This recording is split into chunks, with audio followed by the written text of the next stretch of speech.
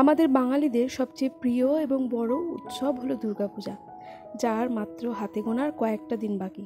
তাই ঘর বাড়ির সাথে সাথে প্রতিটি কোণা কোণা যেন একেবারে ঝা চকচকে পরিষ্কার হয়ে ওঠে, আর সেটা করাটা আমাদের বাঙালিদের যেন একটা নিয়মের মধ্যে পড়ে। নমস্কার, শুভ সকাল। কেমন আছেন সবাই? আমি রীতা, আমার নতুন একটি ব্লগে আপনাদের সবাইকে স্বাগত জানাই। আজকের দিনটা ছিল বৃহস্পতিবার।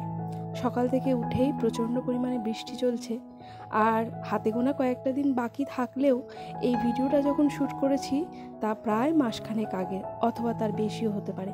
বিভিন্ন কারণে ব্লগগুলো আমি দিতে পারছি না। যাই হোক, সেসব কথা পরে হবে। ঘুম থেকে উঠে ফ্রেশ হয়ে গেছি, তারপরে এই যে 2 কাপ চা বানিয়ে নিলাম। তবে তার আগে খালি পেটে 1 গ্লাস ঈষৎ উষ্ণ গরম জল খেয়েছি, আর একটু ওই যে অঙ্কুর বেরোনো ছোলাও খেয়েছি। তার বেশ কিছুক্ষণ পর এই চাটা বানিয়ে নিয়েছি। আর এই বৃষ্টির কারণে না সোনাও খেলতে যেতে পারছে না, তাই ওর মনটাও ভালো লাগছে না। এত বৃষ্টির মধ্যে কি করে মাঠে পাঠাই বলুন তো? ভিজে আসলে যদি জ্বর আসে।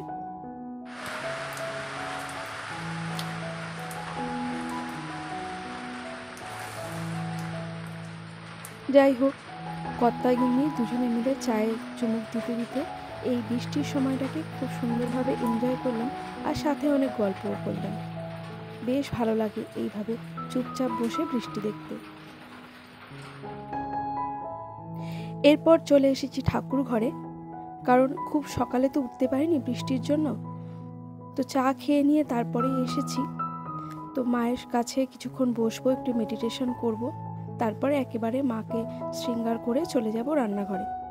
আজকে না দুপুরবেলা রান্না করতে হবে না, তবে সকালের খাওয়া দাওয়ার জন্য তো কিছু করতেই হবে, কারণ দুপুরবেলা একটা নিমন্ত্রণ আছে।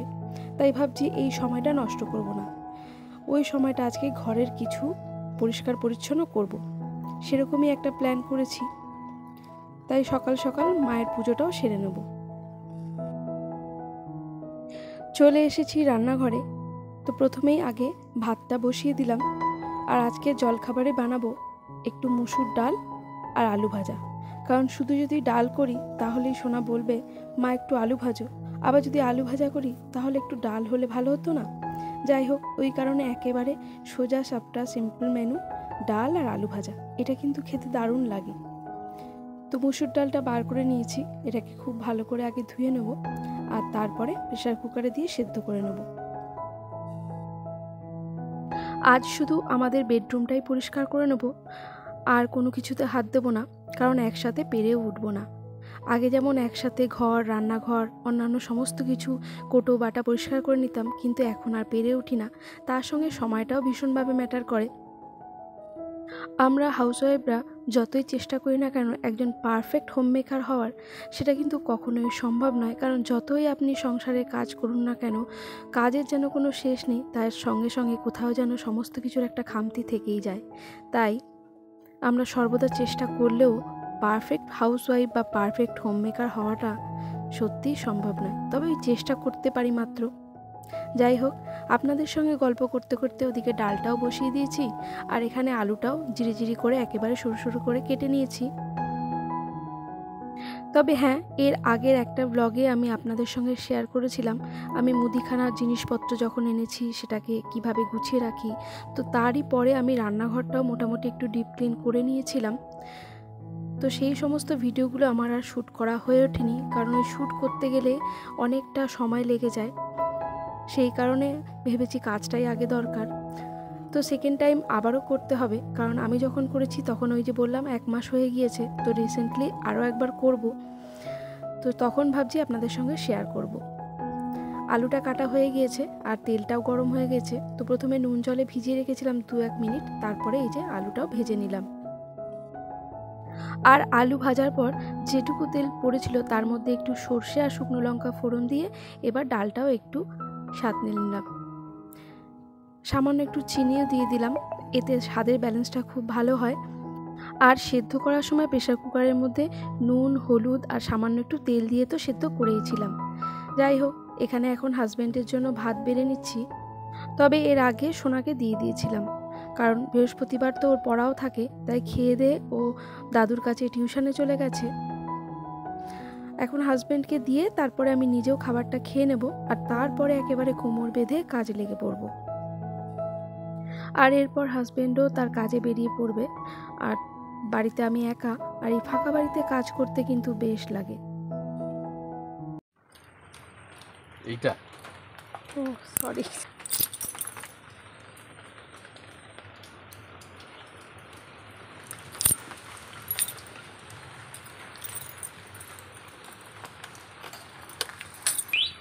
আজকে আর বৃষ্টি বন্ধ হবে না, বুঝেছ?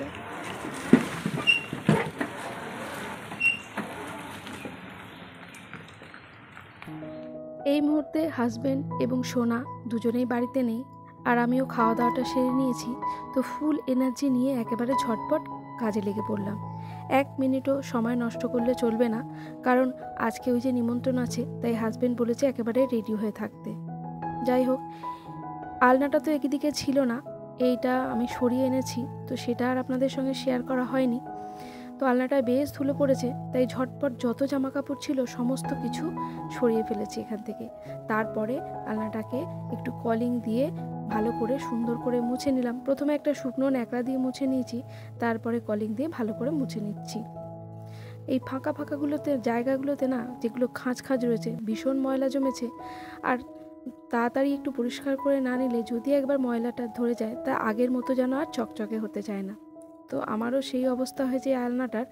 যাই হোক, পরিষ্কার পরিচ্ছন্ন করে নিয়েছি, আর এখন যত জামা কাপড় ছিল সেগুলো এখন পাট পাট করে গুছিয়ে নিচ্ছি। আলনা তো একটা, কিন্তু জামা কাপড় আমাদের 3 জনের, তো একটা আলনায় সমস্তটা ধরে না। বেশিরভাগ তো আমার নাইটিই জায়গা করে নিয়েছে। তো উপরের পাটটাতে এদিক ওদিক 2টো সেকশন আছে, তো সেখানে আমার সমস্ত নাইটিগুলো রেখে দিলাম। আর নিচের যে 2টো সেকশন রয়েছে সেখানে সোনার আর সোনার বাবার জিনিসগুলো রাখলাম। পাশে যে সরু সরু ছোটো ছোটো যে র্যাকগুলো রয়েছে তাতে ওদের রুমাল আরও যেগুলো প্রয়োজনীয় জিনিসপত্রগুলো রেখে দিলাম। এইবার হচ্ছে ছোট্ট আলমারিটা, এটার মধ্যে বাবুর কিছু, মানে আমার সোনার কিছু বইপত্র থাকে ওর পড়ার, আর তার সঙ্গে আমাদের কিছু জামা কাপড়, প্রয়োজনীয় ডকুমেন্টস, সেগুলো রাখি।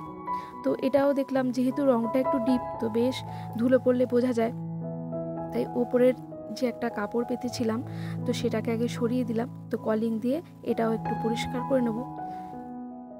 জানি না এই কাঠটা কেমন, তো এটাকে ইঞ্জিনিয়ারিং কাঠ বলে, আবার কেউ ওটাকে ঘাস কাঠও বলে, জানি না অ্যাকচুয়ালি কী কাঠ দিয়ে এটা তৈরি। তো মাঝে মাঝে যতই পরিষ্কার করি না কেন, এই সাইডগুলোতে না একটা সাদা সাদা কেমন একটা যেন স্পট মতো পড়ে যাচ্ছে। তো এটাকেও একটু ভালো করে পরিষ্কার করে নিচ্ছি, আর তারপরে যেমন জিনিস ছিল সেগুলো আবার গুছিয়ে রেখে দেবো।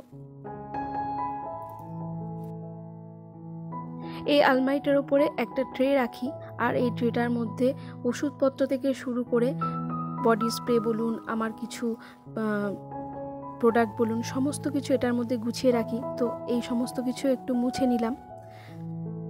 তারপরে এখন এই ফ্যান দুটো, ঘরের মধ্যে আগে একটা ফ্যান ছিল, কিন্তু আমাদের ঘরে একটা ফ্যান ঠিক চলে না, কারণ ঘরটা অনেকটাই লম্বা, তাই একদিকে হাওয়া পেলে আর একদিকটা পাওয়া যায় না। আর আমরা খাওয়া দাওয়াটা তো ঘরের মধ্যেই করি, তো সেই জন্য আর একটা ফ্যান মাঝখানে লাগানো হয়েছে, সেটা তো অনেক দিনই হয়ে গেছে।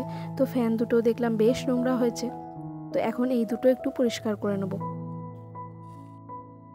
একটা ফ্যান তো পুরো বিছানার সোজাসুজি, মানে পুরো বেডের ওপর দিকটাতে, তাই ওটার খাটের ওপর দাঁড়িয়ে মুছতে খুব একটা অসুবিধে হয় না। কিন্তু এটা তো অনেকটাই ওপরে, তাই একটা চেয়ার নিয়ে নিয়েছি, আর তারপরে ভালো করে এখন মুছে নিচ্ছি। আর এইভাবে না বেশি উঁচু হলে চেয়ার বা অন্য কিছুর ওপর দাঁড়িয়ে মুছতে আমার একটু ভয়ই লাগে, কেমন যেন গা হাত পা কাঁপে, কারণ আমি খুব একটা উঁচু জায়গায় এইভাবে দাঁড়াতে পারি না।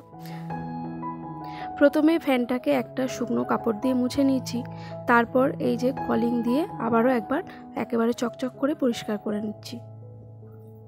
এখানে আপনাদের আরও একটা কথা বলি, আজকে যে ব্লগটা আপনাদের সঙ্গে আমি শেয়ার করছি, এই ব্লগটা 2 দিন ধরে আমি ভিডিও শ্যুট করেছিলাম, তারপরে একসঙ্গে অ্যাড করে এই ব্লগটা আমি রেডি করেছিলাম।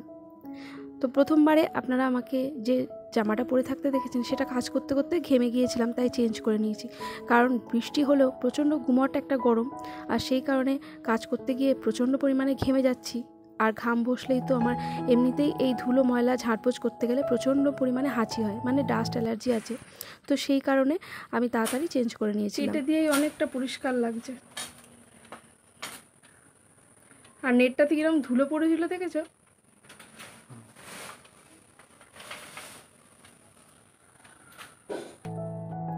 আর এই তো ফ্যান দুটো খুব সুন্দর করে পরিষ্কার করে নিয়েছি, একেবারে কি সুন্দর চকচক করছে। আর এদিকে আমার সঙ্গে সঙ্গে হাজব্যান্ডও কাজ শুরু করে দিয়েছে। আর এই বর্ষায় তো জানেন গাছপালা কীরকমভাবে বেড়ে যায়। আমাদের ঘরের পেছন দিকটাতে গাছ দিয়েই বেড়া দেওয়া রয়েছে। বর্ষার জল পেয়ে এগুলো এত বেড়ে গেছে, এমনকি এই যে জানালাটা রয়েছে পেছন দিক বলে আমরা মশারির নেট দিয়েছি, তো এটাও অনেকটা ধুলো পড়েছে। আর সরু সরু কিছু তেলাকচু গাছ আছে, সেগুলোও যেন লতিয়ে এর সঙ্গে জড়িয়ে আছে। তো সেই কারণে হাজব্যান্ড ওগুলো একটু পরিষ্কার করে কেটে দিচ্ছে, আর আমিও এদিকটা একটু ভালো করে ঝাড়পোছ করে নিলাম। তো ঝাড়ু দিয়ে ঝাড়ার পর দেখুন কতটা ময়লা বেরিয়েছে। তো পুরো কোনা কোনা তো আজকে পরিষ্কার করে উঠতে পারিনি, যেহেতু বেরোনোর ছিল।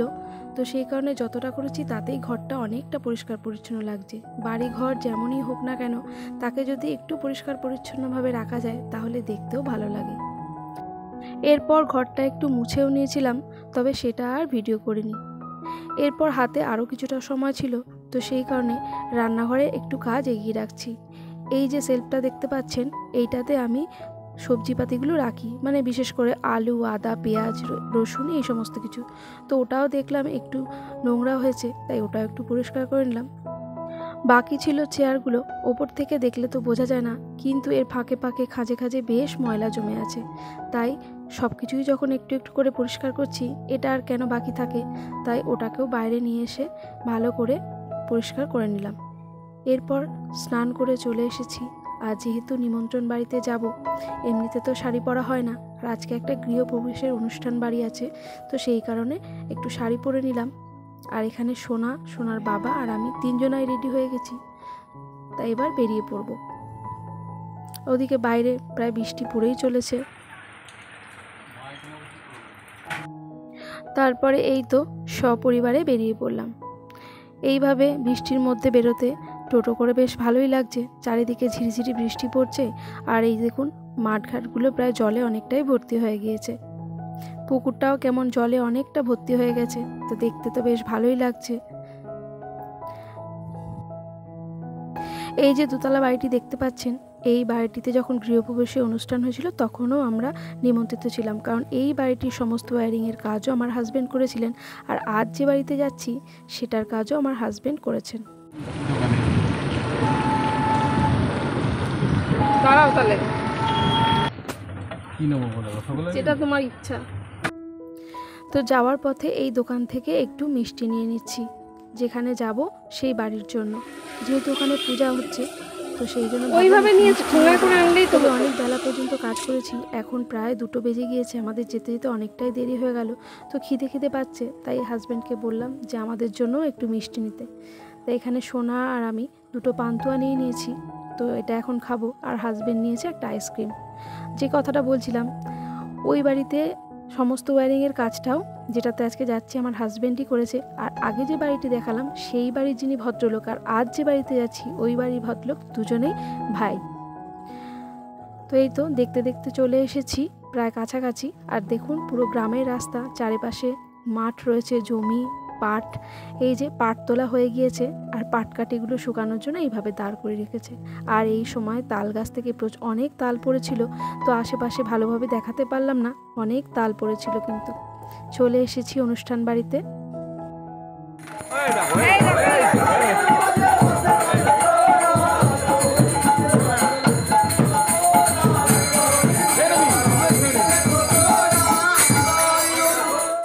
আমরা আস্তে আস্তে ভাবছি না জানি কত দেরি হয়ে গেছে, কিন্তু এখানে এসে দেখলাম এখানে যে কীর্তন হচ্ছিল সেটা তখনও চলছিল।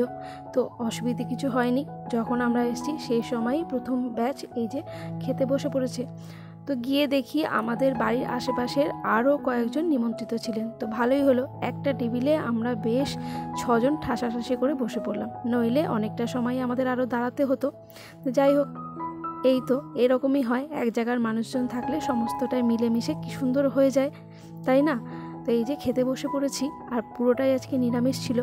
তো পনিরের একটা রেসিপি ছিল দারুণ সুন্দর। পনিরটা বেশ বড় বড় একদম মাছের পিসের মতন কাটা, দেখে মনেই হবে না যে ওটা পনিরের তরকারি। এই যে এটা খেতে দারুণ ছিল, খুব সুন্দর ছিল রান্নাবান্না।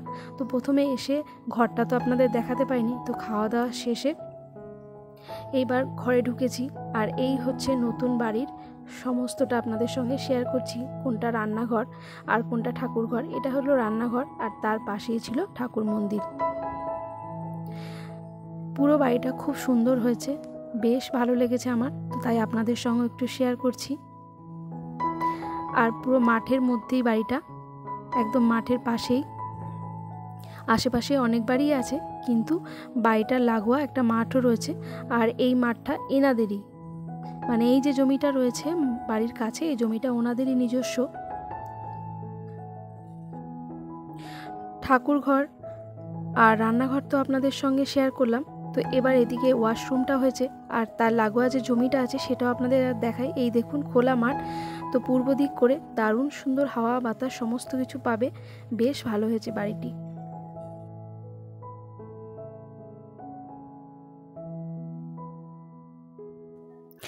এছাড়াও রয়েছে দুটো বেডরুম।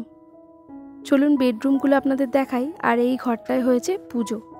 তবে বিশেষ কিছু ফার্নিচার এখনও পর্যন্ত ভদ্রলোক নিয়ে আসেননি, কারণ পুজোর পর তো 3 রাত্রি এই ঘরে বাস করতে হয়, তাই যেটুকু প্রয়োজন সেটুকুই উনি এনেছেন। কারণ উনি এখন বেশ কিছুদিন আরও ভাড়া বাড়িতে থাকবেন। আমাদের বাড়ির পাশেই একটি বাড়িতেই ভদ্রলোক ভাড়া থাকেন। আর ওনার কর্মসূত্রে এই কারণে একটু সুবিধে আছে, কারণ ওনার ছেলে তো এখনও পড়াশোনা করছে। আর আমাদের বাড়ি থেকে স্টেশন খুবই কাছে, কিন্তু ওনার এই নতুন বাড়ি যেখানে এখন উনি বাড়ি করেছেন, এখান থেকে স্টেশন অনেক দূর। তো ছেলের পড়াশোনার জন্য এখনও 2-3 বছর উনি ভাড়া বাড়িতেই থাকবেন। যাই হোক, সমস্তটা আপনাদের ঘুরে দেখালাম। এই দিকে রয়েছে ছাদটা, তবে হালকা হালকা বৃষ্টি পড়ছে, তাই আর ওদিকটা গেলাম না। তো এই বাড়ির পুরো ওয়্যারিংয়ের কাজটা আমার হাজব্যান্ড করেছেন, তাই হাজব্যান্ডের সূত্রে আমাদেরও নিমন্ত্রণ রয়েছে। তো চলুন এবার তাহলে ফেরা যাক। এই পর্যন্ত আজকের ব্লগটি আপনাদের কেমন লাগলো একটা কমেন্ট করে জানাবেন। ভালো লাগলে একটা লাইক করবেন। আর এই ধরনের ভিডিওগুলি যদি আপনারা প্রতিনিয়ত দেখতে চান, তাহলে চাইলে আমার চ্যানেলটি সাবস্ক্রাইবও করতে পারেন। আর যারা যারা অলরেডি তা করে ফেলেছেন তাদের অসংখ্য ধন্যবাদ। খাওয়া দাওয়া সমস্ত কিছু সেরে বাড়ি ঘর ঘুরে দেখতে দেখতে প্রায় 4-4:30 বেজে গিয়েছিল। এই যে হাজব্যান্ড ওর টোটো নিয়ে দাঁড়িয়ে পড়েছে। চলুন তাহলে এবার বাড়ি ফিরি। এখনও বৃষ্টি পড়ে চলেছে, আর আমরাও বাড়ি ফেরার উদ্দেশ্যে রওনা দিলাম। ব্লগটা এই পর্যন্তই রাখলাম। সকলে ভালো থাকবেন, সুস্থ থাকবেন, সাবধানে থাকবেন। আবারও দেখা হবে একটা নতুন ব্লগে। এখন তবে আসি।